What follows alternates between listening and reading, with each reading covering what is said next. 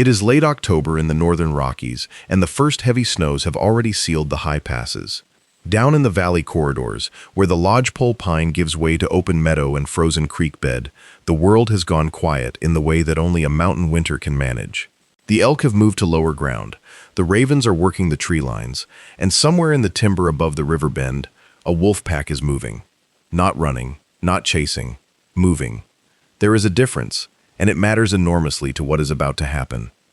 Before we go any further, if you want to see more stories like this one, stories pulled from the raw edge of the natural world where outcomes are never guaranteed and the animals themselves write the ending, make sure you subscribe. Hit that bell so you never miss what comes next. Because what this pack does over the next several hours will challenge everything most people think they know about wolves, about grizzly bears, and about what courage actually looks like in the wild.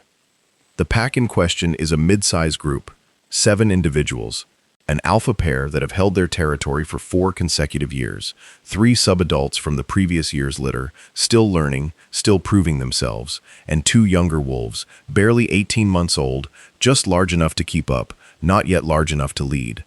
They travel in the loose, energy-efficient formation that wolves always use in deep snow, each animal stepping into the track left by the one ahead, conserving heat and effort across miles of frozen ground. They have been on the move since before first light. By the time the sun has cleared the eastern ridge and thrown its long, cold shadows across the valley floor, the pack has already covered close to 12 miles. They are not panicked, they are not fleeing, they are working. Wolves in winter do not have the luxury of waiting for opportunity to come to them. They go to it. The alpha female is the first to slow. She drops her nose to the snow and reads something there that has no obvious translation for a human observer. The others compress behind her. The 2 younger wolves tuck themselves instinctively toward the center of the group. The 3 subadults fan slightly outward without any visible signal from the adults, a movement so practiced it looks like choreography. The alpha male moves up alongside his mate, and for a moment the 2 of them stand absolutely still, reading the same invisible message together. What they are reading is a grizzly bear. Not a distant grizzly, not a sleeping grizzly tucked safely into a den on the far hillside. A grizzly that has not gone to ground yet, burning through the last reserves of autumn restlessness before the deep cold finally pulls it down. A bear that has been moving through this same drainage, working the same creek banks, covering the same frozen meadow edges that the wolves have been crossing all morning. The tracks in the snow are enormous. The stride is long and purposeful. This bear is not wandering. It knows where it is going. And it has found something. The wolves work forward through the timber, single file now, and they see it before they smell it. A cow elk, partially consumed, lying in a depression at the edge of a frozen side channel. The bear had found it sometime in the night. Whether the elk died from some cause unrelated to the bear, or whether the bear itself had been the cause, is impossible to know now. What matters is that a large male grizzly, somewhere in the region of 450 pounds, possibly more, is feeding on a carcass in the middle of an open area surrounded by timber. And the wolves have just walked into his radius. The grizzly is aware of them before they step into the open. This is important. Bears are frequently described as having poor eyesight, and compared to many predators that is broadly true. But a grizzly's sense of smell is extraordinary, one of the most sensitive of any land animal on Earth. It can detect odors from distances that strain credibility. It has known about these wolves since they were still half a mile back in the trees. What it did with that knowledge was a choice, and the choice the bear made was to stay where it was. That tells you something about a grizzly bear. It tells you what 450 pounds of muscle and aggression, armed with claws that can measure 4 inches and a bite force that can crush bone, the way a human might crack a walnut.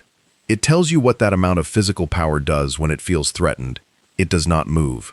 It does not hide. It holds its ground, and it waits. Because it has learned over a lifetime that almost nothing in this landscape has the ability to take something from it. The wolf pack knows this too, and yet they come into the open anyway.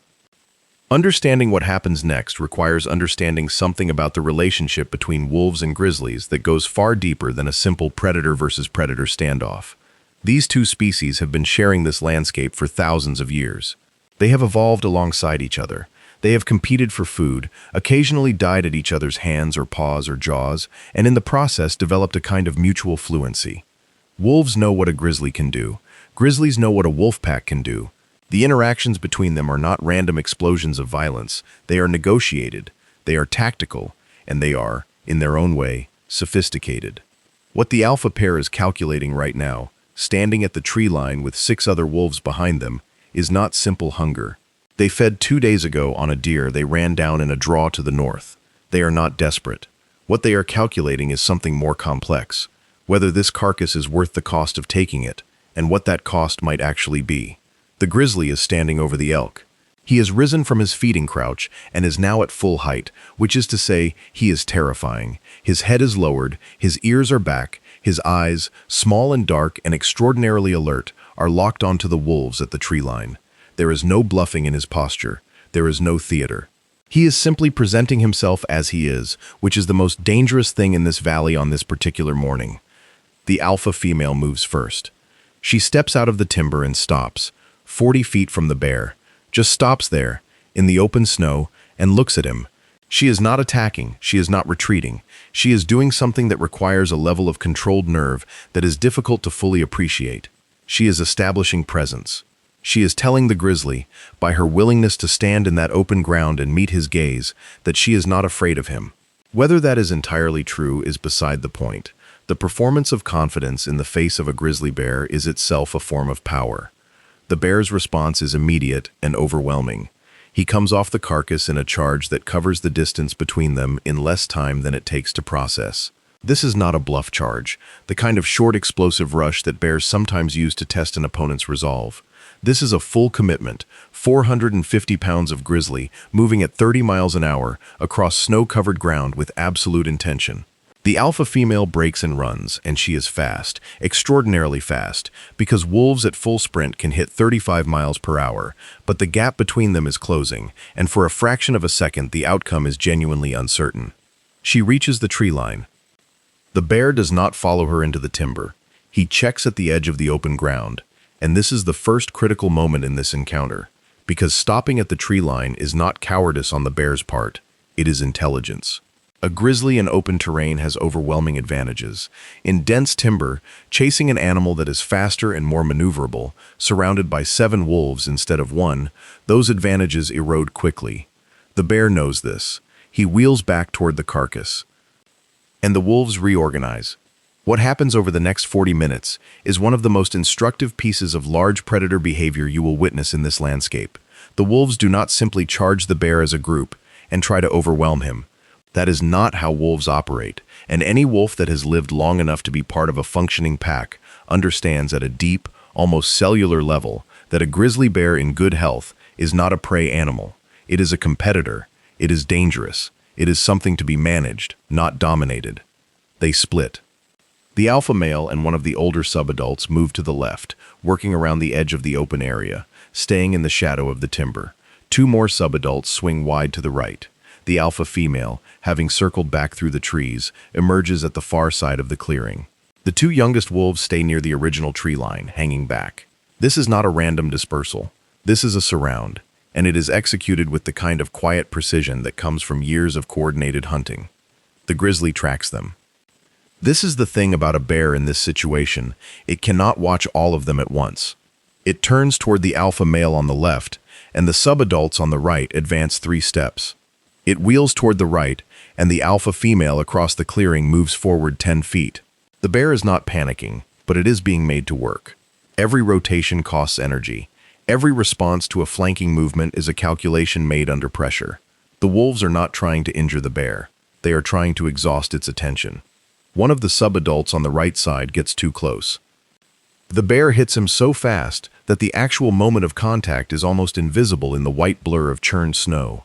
What is visible is the wolf going sideways, rolling, and then scrambling upright and sprinting for the timber with a gait that suggests something is wrong with his left rear quarter. He makes the trees. He does not come back into the open. The pack does not break formation for him. The alpha male glances toward the timber where the injured wolf disappeared, a glance that lasts perhaps half a second, and then returns his attention to the bear. This is worth pausing on. That moment of the alpha male checking on the injured subadult and then refocusing on the bear encapsulates something essential about how a wolf pack functions under pressure. There is emotional awareness here, a recognition that a packmate has been hurt, but it is immediately subordinated to the requirements of the situation. Wolves cannot afford to fragment their attention during an active confrontation with a grizzly. The injured wolf is moving. He is alive. The group continues. The bear is breathing hard. Not from exhaustion, not yet. He is far too powerful an animal to tire quickly, but from the sustained intensity of tracking multiple targets simultaneously while protecting the carcass beneath him. His breath comes in visible clouds in the cold air. His eyes are moving constantly now, faster than before, cycling between the wolves at the perimeter. He is completely attentive. He has not fed since the confrontation began, and the wolves are still there. The alpha female does something unexpected. She walks directly toward the carcass. Not at a sprint, not in a crouch, but walking, in a straight line, at a pace that is almost casual. This is either the bravest or the most precisely calculated thing that happens in this entire encounter, possibly both. The bear swings to face her. She is now 20 feet away. 15. The other wolves hold their positions. The alpha male is motionless at the left flank, 12 feet. The bear launches. Ashtray is already gone. She had been watching his weight distribution, the way his haunches shifted as he prepared to charge, and she read it in the fraction of a second before he committed. She breaks left and the bear overshoots to the right. He is committed fully to the charge, and there is no animal, regardless of size, that can instantly reverse a full-speed charge at a 45-degree angle. He crashes through the depression where the carcass lies, scattering snow and frozen earth, and in the 3 seconds it takes him to reorient, the alpha male has crossed from the left flank and taken a grip on the hindquarters of the elk carcass. He does not try to drag it. He does not try to hold it. He takes a mouthful of meat and releases, steps back, and is 20 feet away before the bear has fully turned. It is a small victory, and the wolves know it is a small victory. But small victories are how this contest is won. The wolves are not trying to take the entire carcass in a single decisive action. They are nibbling at the edges. They are making the bear defend and defend and defend, until the cost of defending exceeds the value of the resource. The grizzly stands over the elk again. He is breathing harder now. The subadults at the right flank test the perimeter again, not charging, just pressing, just maintaining the pressure of their presence. The alpha female circles back to her original position across the clearing. The bear turns toward her. The alpha male moves 2 steps forward on the left. This continues. There is no dramatic climax in the way a film script might demand one. There is no single moment where the grizzly surrenders and the wolves triumphantly claim their prize. What happens is a gradual, grinding, patient process of attrition that stretches over the better part of an afternoon. The sun moves across the southern sky and drops behind the western ridge. The temperature falls. The light goes thin and blue. And at some point, in the gathering cold, the grizzly makes a calculation. He leaves. He does not leave in a panic. He does not flee. He walks, at his own pace, in the direction of the creek bed, and he does not look back. He is not defeated in any simple sense. He will eat again tonight, somewhere else in this drainage. He is too large and too powerful to go hungry in this landscape. But the cost-benefit analysis of continuing to defend that particular carcass against that particular pack, in this cold, as the light is failing, has shifted past whatever threshold the bear carries in his considerable brain, and so he walks away. The wolves move onto the carcass before he is fully out of sight. They feed in the ordered way that wolves always feed, the alpha pair first, the subadults in a loose cluster, the youngest animals at the margins. The injured wolf, the one who took the blow from the bear earlier in the encounter, has emerged from the timber and is limping across the open ground toward the carcass. The pack makes room for him. He feeds. The ravens have been watching from the tree line for the last 2 hours, and they drop onto the carcass margins immediately, working the edges with the bold indifference to wolves that ravens always display. There is a relationship here that biologists have studied and written about extensively, the strange, almost symbiotic dynamic between wolves and ravens in which the birds follow the pack, alert them to carcasses, and in turn benefit from the kills the wolves make. It is one of the more remarkable partnerships in the northern wilderness, and it is playing out right now in this blue cold at the edge of the meadow as the last light dies in the western sky. What happened here today was not simply a confrontation. It was a masterclass in the application of intelligence to a physical problem that intelligence alone could not solve. 7 wolves, even working in perfect coordination, cannot overpower a healthy adult grizzly bear.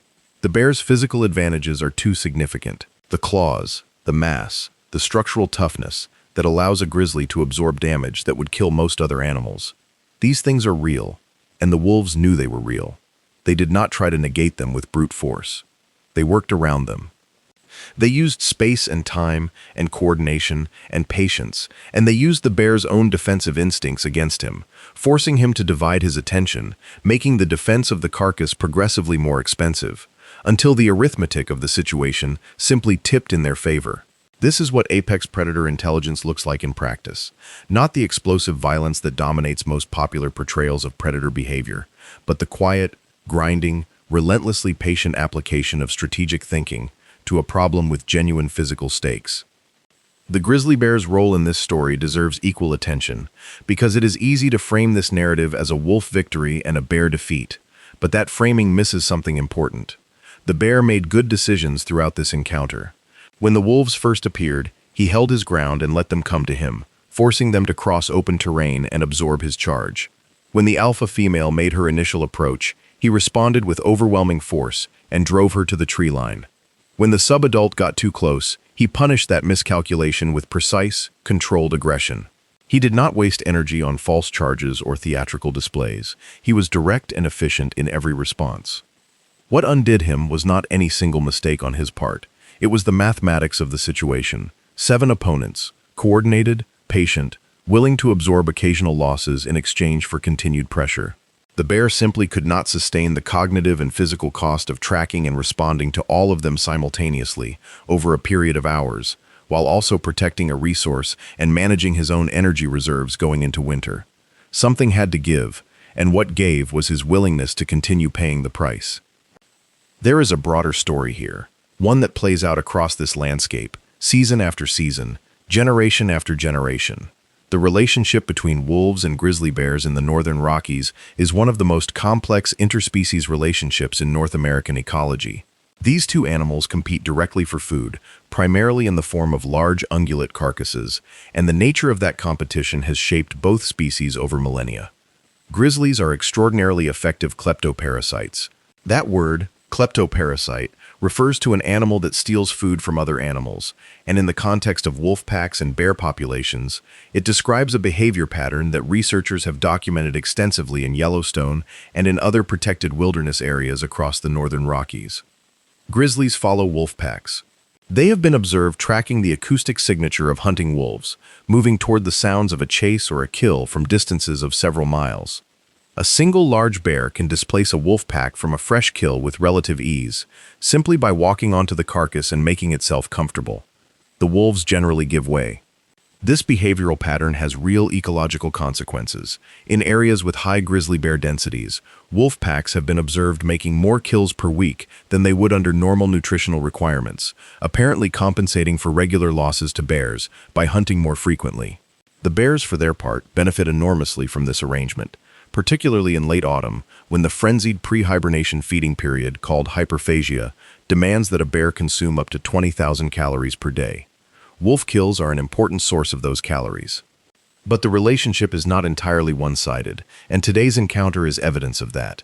Wolf packs do successfully displace bears from carcasses under certain conditions. Pack size matters. Pack coordination matters. The physical condition of the individual bear matters, as does the bear's age and experience.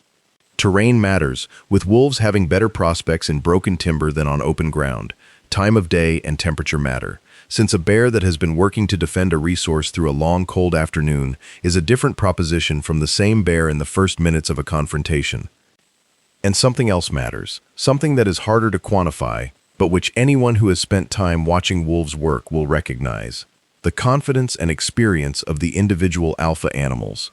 The alpha female in today's encounter took a risk that a less experienced animal would not have taken. That direct walk toward the carcass, that willingness to put herself within the grizzly's charge range in order to draw his full attention and create the opening for the alpha male, that required a level of self-possession that comes from years of close-range experience with large predators. She knew what the bear was about to do, and she was already committed to her exit before he committed to his charge. Wolves live for an average of 6 to 8 years in the wild, though documented individuals have reached 13 and 14 years. In that time, an alpha animal in a stable pack learns an enormous amount about the specific animals it shares its territory with. Wolves are not abstractly intelligent in the way the word intelligence is commonly used. They are precisely and specifically intelligent about the landscape they occupy and the animals within it. They know individual bears. They have histories with individual bears. The alpha female's confidence in today's encounter was not generic wolf confidence in the presence of a generic bear. It was her specific knowledge of this specific bear's behavior, built up over multiple prior encounters, informing a decision that looked casual but was anything but. The alpha male's decision to move onto the carcass in the 3 seconds after the bear overshot its charge on the alpha female was similarly precise. He had been watching the bear's charge angle, watching the alpha female's line of departure, and he had pre-positioned himself at the left flank, specifically because he had calculated that the bear's likely charge trajectory would create exactly that window. 3 seconds is not much time. It is enough if you knew it was coming. This level of tactical coordination between two individuals during a high-speed, high-stakes encounter with a grizzly bear is not instinct in any simple sense. It is learned behavior, refined by practice, calibrated by experience, and executed under conditions of genuine physical danger. It is, in any meaningful sense of the word, skill. The injured subadult has a story of his own worth following. He is approximately 2.5 years old, which places him at a critical point in his development as a wolf. He is physically mature enough to be a full participant in pack activities, but still young enough to be learning the most complex lessons about how to navigate dangerous situations. When he pressed too close to the grizzly and took the blow to his hindquarters, he made a mistake that more experienced wolves in that pack would almost certainly not have made. He misjudged the bear's reach and his own lateral speed in the snow. This is how wolves learn, not in a classroom, not through observation alone, but through the direct, physical, sometimes painful feedback of real encounters. The blow from the grizzly almost certainly bruised or strained something in his left rear assembly. He will be moving carefully for several days. He will be slower on the next hunt, and the pack will accommodate that, shifting formation, adjusting responsibilities, without any apparent discussion. Wolf packs are not rigidly hierarchical in the way popular culture sometimes depicts them. They are fluid, responsive systems that adjust continuously to the capabilities and limitations of their members. He will heal, and when he does, he will carry this afternoon's lesson in his body for the rest of his life. The pack feeds until the carcass has given everything useful that it has to give. The ravens take what the wolves leave. The coyotes that have been watching from the far tree line since mid-afternoon will take what the ravens leave. And by morning, when the temperature drops to its overnight low and the stars are brutally clear above the frozen valley, the bears and the foxes and the smaller scavengers will work whatever remains down to the last calorie of stored energy. Nothing is wasted here. Nothing can be. This is an economy of extraordinary precision, and the wolves are both its primary architects and its primary participants. The injured subadult sleeps close to the alpha female that night, tucked into the thermal shelter of a dense spruce stand above the river bend. The younger wolves sleep in a pile at the center of the group. The alpha male sleeps at the perimeter, as he almost always does, light in the way that dominant wolves sleep in open country, always half listening, always aware of the landscape around him. The grizzly is somewhere downstream, working a different section of the creek bank, and his tracks in the morning snow will show that he passed within 300 meters of the sleeping pack at some point in the small hours. He did not approach. The wolves did not stir. There is a mutual recognition here that goes beyond territorial negotiation. These two animals understand each other in ways that are genuinely ancient, written into their behavior by thousands of years of coexistence in the same cold landscape. The grizzly knows where the wolves are sleeping. The wolves know the grizzly passed in the night, and both parties make the same calculation. Not tonight, not worth it tonight.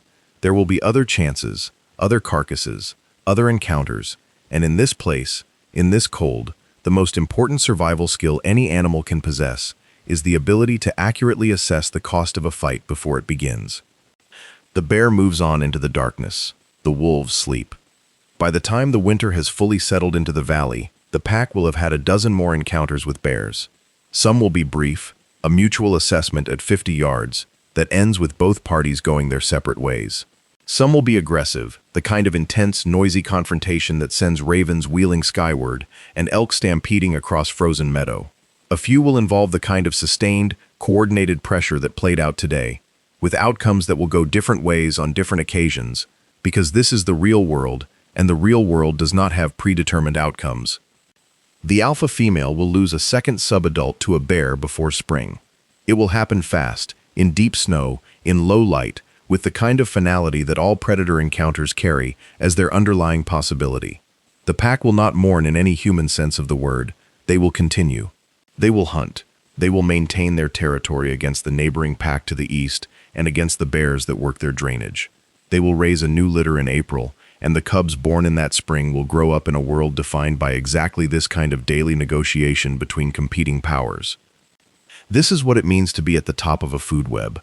Not invulnerability, not unchallenged dominance, constant calculation, constant adjustment, constant risk. The animals that succeed in this landscape are not the biggest or the strongest, or even the fastest. They are the ones that make the best decisions most consistently over a lifetime of decisions with real consequences, where the cost of a miscalculation is paid in blood and the margin for error is extremely thin. The grizzly will enter his den sometime in the next 3 weeks. He will sleep through the worst of the winter, his heart rate dropping, his body temperature falling, burning through the fat reserves he has been building since July. When he emerges in April, he will be lean and extraordinarily aggressive, 100 pounds lighter, and intensely motivated to find food.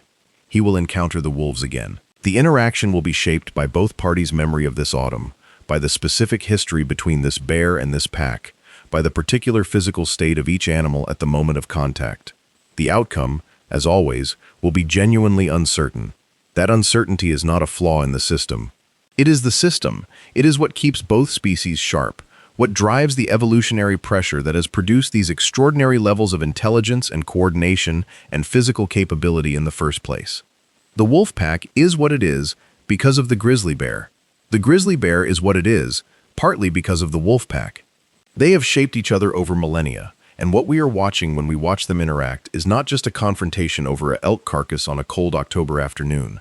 We are watching the ongoing conversation of two great predators that have been talking to each other in this language for longer than our species has existed.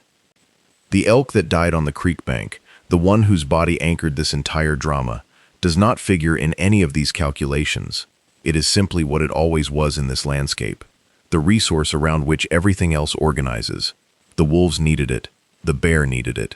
The ravens needed it. The coyotes needed it. The foxes and the weasels and the smaller scavengers needed it. And in giving its body to all of them, it did what elk have been doing in this valley for as long as there have been elk and wolves and bears. It fed the engine that keeps this entire system running. There is one more thing worth understanding about what happened here today, and it concerns the specific moment of contact, the moment the grizzly's charge connected with the subadult wolf and sent him rolling through the snow. That moment, which lasted perhaps a quarter of a second, was the pivot point of the entire encounter.